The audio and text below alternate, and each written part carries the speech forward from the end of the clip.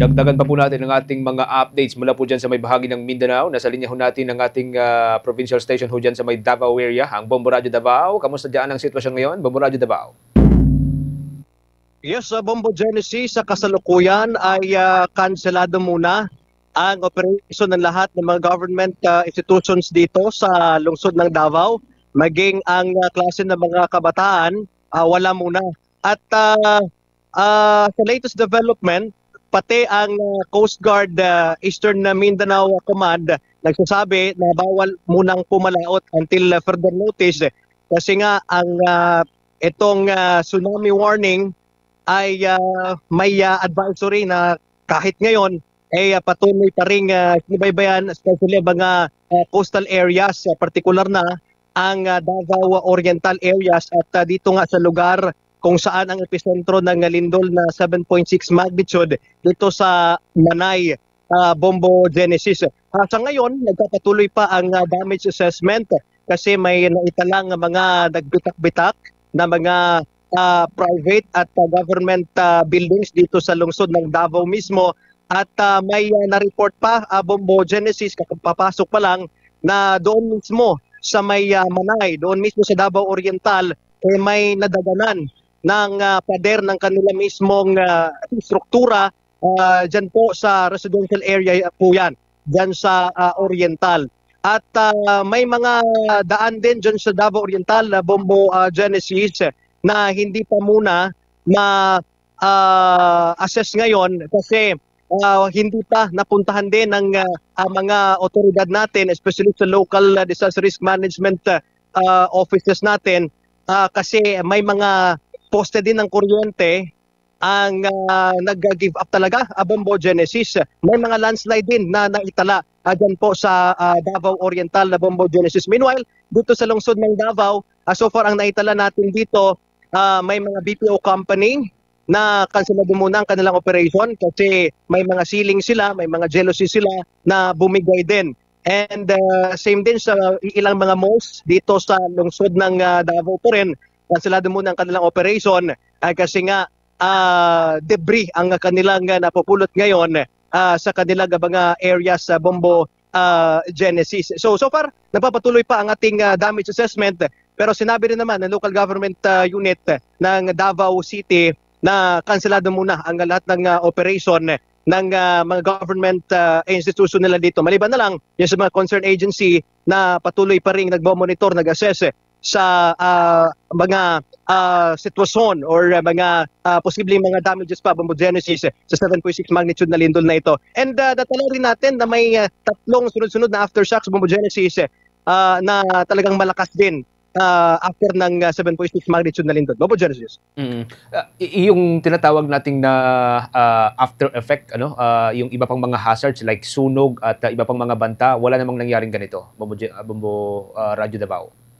Okay. Bombo Genesis, may nakuha tayong impormasyon ay itong Davao Light.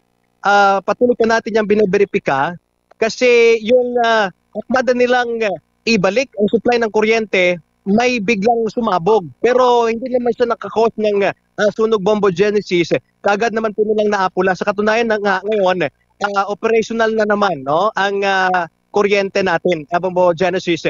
Pero naabutan yan ng lagpas isang oras, mga 1 to 2 hours, Bombo Genesis.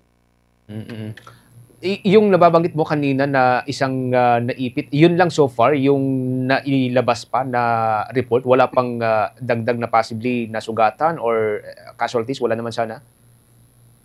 Bombo Genesis so far, yun yung talagang may level ng fatality, Bombo Genesis, kasi patuloy pa natin binaberipika kung buhay pa ba yun or hindi naman sana. Pero yun lang so far. May na-report tayo or may nakuha tayo report dito sa may SM Lanang area dito sa Davao City. Sa ano lang yon, way out lang yon mula sa mall mismo. Parang nadaganan siya ng kanyang kasama on their way out. So far, wala namang insidente na talagang may mga itong sugat or need na talagang dalhin sa mga ospital, Bombo Genesis. Dito sa Davao City po yan. maliban na lang doon sa mismong Davao Oriental kasi may isang babae talagang nadaganan at patuloy pa nating to confirm kung buhay pa ba yun or hindi naman sana, Bombo Genesis. Bombo Jai? Bombo Levy, nabisita ba natin dyan yung ilang mga evacuation centers? Napuntahan ba natin dyan? Naging handa ba yung ating local government units sa pagbibigay ng tulong sa ating mga kababayan dyan? And ano yung naging reaksyon ng mga kababayan natin dyan sa Davao dito sa pag-atras nga ng tubig after na nagbigay ng abiso babala itong FIVOC sa tsunami warning dyan? Okay. Bombo Jai, sa measure ng ating local government unit dito sa preparedness ng location kung saan na posibleng doon mag-evacuate itong mga residenteng apektado, prepared naman. Sa katunayan nga, Bombo Jai, may mga ibang evacuees pa na nandoon sa mga relocation site kung saan may mga naitalading mga itong pangyayari dito sa Davao nakarang mga araw. So, at ngayon, nandito naman itong lindol na ito. So, prepared kasi sinabi rin naman, kaagad sinabi ng ating local government unit na prepared ang ating mga relocation site sa oras ng kahit anong calamity, Bombo Jai. At doon naman sa isang katanungan, kung kamusta ang reaksyon at preparedness din ng ating mga kapatid na mga Davaoenyo, kaagad naman po silang nagsilikas. Sa katunayan nga, Bombo Jai, na-monitor din natin doon mismo sa epicenter, doon nga sa Davao Oriental, kaagad din naman nilang nakuha din ang signal ng ating coverage kanina. So malaking tulong yon, umabot doon sa kanilang ating signal through live and then through radio, kaagad ding nakatulong ng marami sa kanila, Bombo Jai, nakagad silang nagsilikas from the coastal areas doon din sa medyo malayo-layo na, Bombo Jai. Okay. Sige, from time to time, muli kaming uugnay sa inyo, dyan sa may bahagi ng Bombo Radio Davao. Maraming salamat, Bombo Levy, Bombo Radio Davao. Ingat kayo dyan. Okay, yan muna ang latest update direktamente dito sa Bombo Radio Davao. This is Bombo Radio Philippines. Ito si Bombo Levy De Leon para sa number 1 and most trusted source of news and information. Basta Radio, Bombo! For the most trusted source of news and information, visit our website at www.bomboradio.com. Follow us on Bombo Radio mobile app, Facebook, YouTube, TikTok, and X, formerly Twitter. Like, share, and stay connected. Anytime, anywhere.